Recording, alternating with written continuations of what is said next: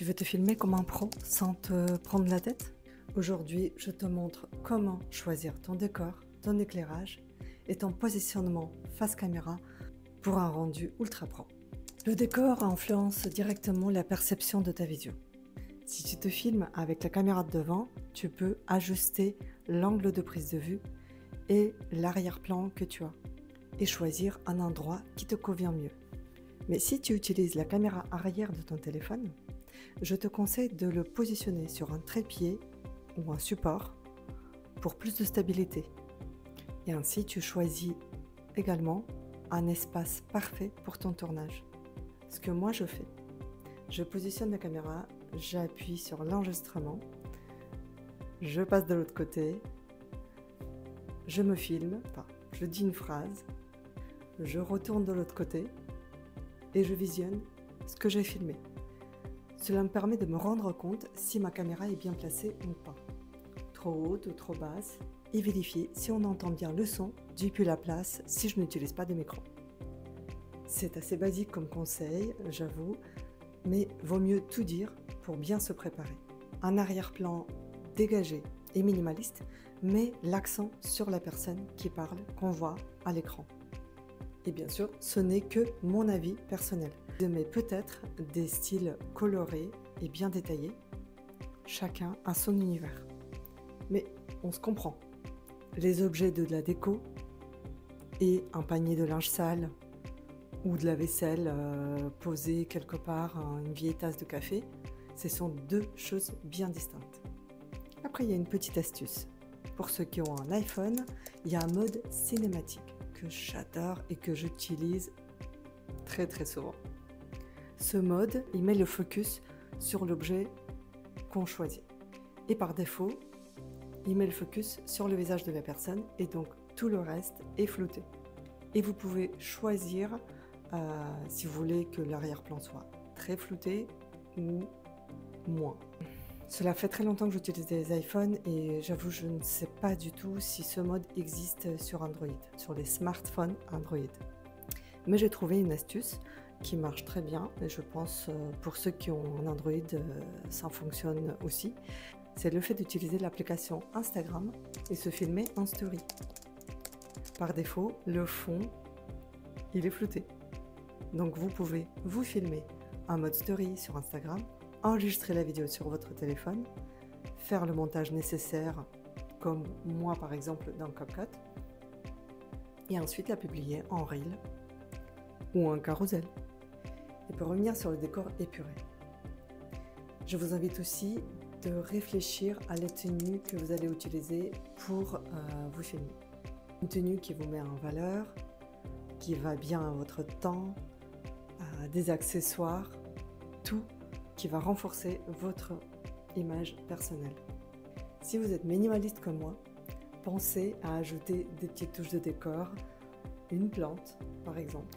Personnellement, je suis obligée de déplacer mes pots de Boccarnera et ne pas les laisser à la hauteur de notre chat. Parce que sinon, ma plante ne va pas aimer. Et mon chat aussi risque de tomber malade. En fonction de la thématique de votre blog, vous choisissez la pièce dans laquelle vous allez filmer. Si c'est à l'intérieur, si votre blog parle des recettes de cuisine, bien évidemment, le mieux c'est de créer un espace dans votre cuisine, dans votre salle à manger, pour vous filmer, pour mieux présenter votre blog.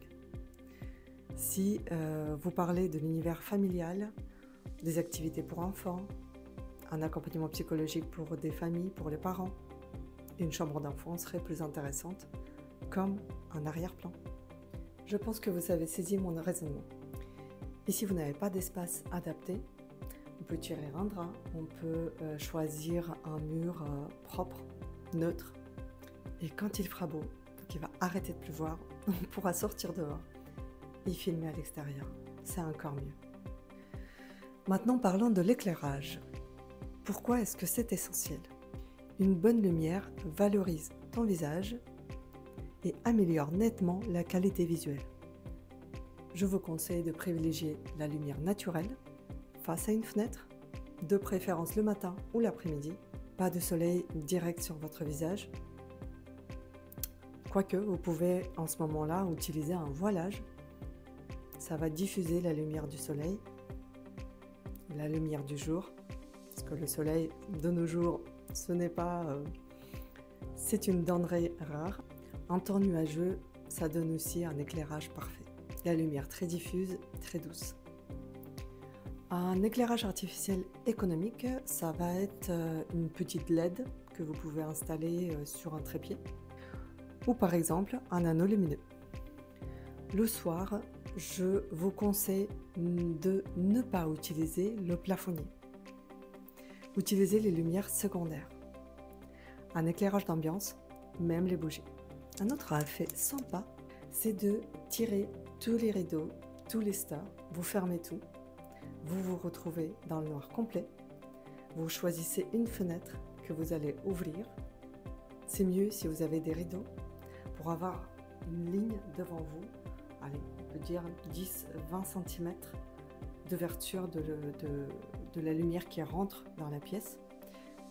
Positionnez-vous à 1 mètre à peu près de la fenêtre et vous allez voir, ça va donner un effet de profondeur pour votre vidéo, un effet studio, un effet très classe je trouve aussi. J'ai quelques vidéos sur mon Instagram que j'ai tournées comme ça, j'ai bien aimé cet effet. Sur la caméra vous pouvez aussi diminuer l'exposition, ça peut donner un effet cinéma en plus. Comment gérer les reflets sur les lunettes? Apparemment, il faut placer la lumière légèrement sur le côté. Je ne porte pas de lunettes, je ne peux pas tester cette technique, je ne peux pas vous assurer qu'il n'y aura pas de reflet sur les vitres de vos lunettes quand vous filmez. Mais tout se teste. Donc, positionnez-vous dans différents endroits avec la lumière qui tombe en face de vous, sur le côté, gauche, droite, et regardez ce que ça donne avant de commencer le vrai tournage. Comment se positionner face caméra? Le placement idéal, c'est devant toi et légèrement au-dessus des yeux, pour éviter les ombres dures. Cela affine votre visage et le met plus en valeur. Vous avez tous vu des personnes, des pros de selfie, qui utilisent le téléphone comme ça, et qui baissent un peu la tête. Pour les personnes qui se sentent moins à l'aise avec leur corps, qui trouvent un peu volumineux, en plus la caméra fait grossir, ça c'est indéniable, il y a une petite astuce, c'est de se positionner un petit peu en biais et donc se filmer légèrement en biais avec une épaule en arrière, une épaule devant, et donc cela fait un effet d'une silhouette plus fine. On peut aussi parler du choix des vêtements. Je connais quelques conseils pour accorder les vêtements pour paraître plus mince. Et donc si ce sujet vous intéresse, commentez cette vidéo et je préparerai une vidéo sur les bases vestimentaires qui rendent visuellement votre silhouette plus mince et plus fine. Un petit bonus, vous pouvez aussi placer un miroir de l'autre côté de votre téléphone.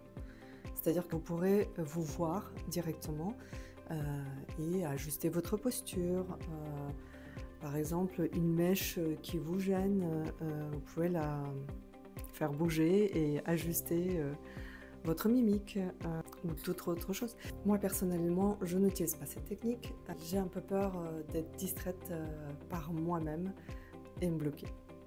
Donc je préfère me filmer avec la caméra arrière, je regarde l'objectif et cela me convient parfaitement. Dynamiser la vidéo avec des plans différents et du mouvement. On sait tous, les gens s'ennuient, les gens scrollent, ils zappent les contenus.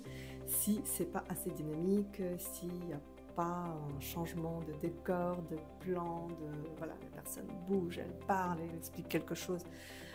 Oui, cela aide à attirer plus de monde, à garder l'attention plus longtemps sur vos contenus. Mais moi, je prône une gestion des réseaux sociaux simple et rapide. Donc, si tu as le temps de faire tourner différents plans de tournage pour promouvoir ton activité, alors oui, vas-y, fais-le. Mais si comme moi, tu n'as pas forcément le temps de tout faire et que tu as envie de privilégier le temps consacré à ta famille, à la création de tes produits, à tes services, à tes clients, eh bien, travaille le message. Pour moi, c'est le plus important. Le message qu'on a envie de passer. Si je vois un reel et il y a une tête parlante, si ça me parle, si ça me touche, je vais faire l'abstraction du décor autour et du fait qu'il ne se passe pas grand-chose à l'écran. Juste une personne qui parle. Je te donne tout de même quelques exemples concrets de changement de plan. Tu as sûrement vu toutes ces vidéos où la personne s'avance vers l'objectif et parle en même temps. C'est très pratique, ça peut attirer l'attention, oui. C'est bien d'utiliser le micro dans ce cas-là. Ou sinon, il faudrait ensuite, au montage, rajouter une voix off. Un gros plan sur le visage transmet mieux l'émotion. Les émotions. Que ce soit d'étonnement, de horreur, de peur, de joie intense, du bonheur, de l'amour. Tu peux zoomer sur un objet, un détail. Tout dépend de ton métier, de ton activité, de tes services, de ce que tu peux montrer ou pas. Tu peux aussi utiliser ton téléphone et faire des mouvements fluides. Si jamais tu te déplaces, je t'invite à fléchir tes genoux pour avoir ce côté bien stable, pour éviter un effet saccadé de l'image, sauf bien sûr si c'est voulu, comme par exemple tu veux montrer ton effort sportif, physique, et en montant des marches. Là oui, c'est cohérent. Une astuce de la fin, prépare tes plans de tournage. Moi, j'aime créer les scénarios en amont. Par exemple, pour la création de Reel UGC, j'essaie de penser au maximum à tout en avance. Tout est chronométré. Tous les plans et les angles de vue sont listés. Et je suis ce plan à la lettre. Sauf si dans le processus, je viens de me rendre compte que je pourrais utiliser un plan auquel je n'y ai pas pensé et que ça pourrait ajouter une touche supplémentaire, originale et pertinente. Voici la fin de la vidéo. Je vous récapitule des conseils clés. Un fond épuré, un bon éclairage, de préférence lumière naturelle, une bonne posture et des plans variés. Ah si, j'ai oublié un truc super important, c'est très basique, mais on n'y pense pas forcément. Nettoyer l'objectif de la caméra. Oui, et c'est super simple, il n'y a pas besoin d'investir dans les produits. Je vous fais la démo sur mon vieux iPhone 8.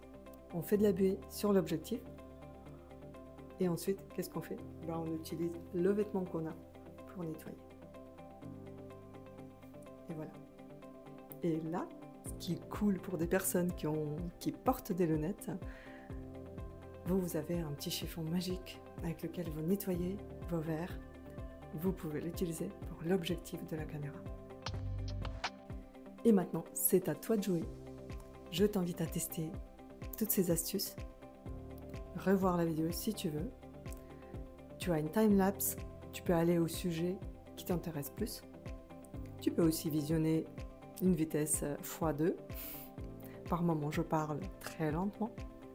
Il me reste encore une vidéo dans laquelle je vais te parler de côté technique pour optimiser le tournage. Laisse-moi ton expérience en commentaire. Abonne-toi, active la cloche si tu as envie de recevoir d'autres conseils de ce type.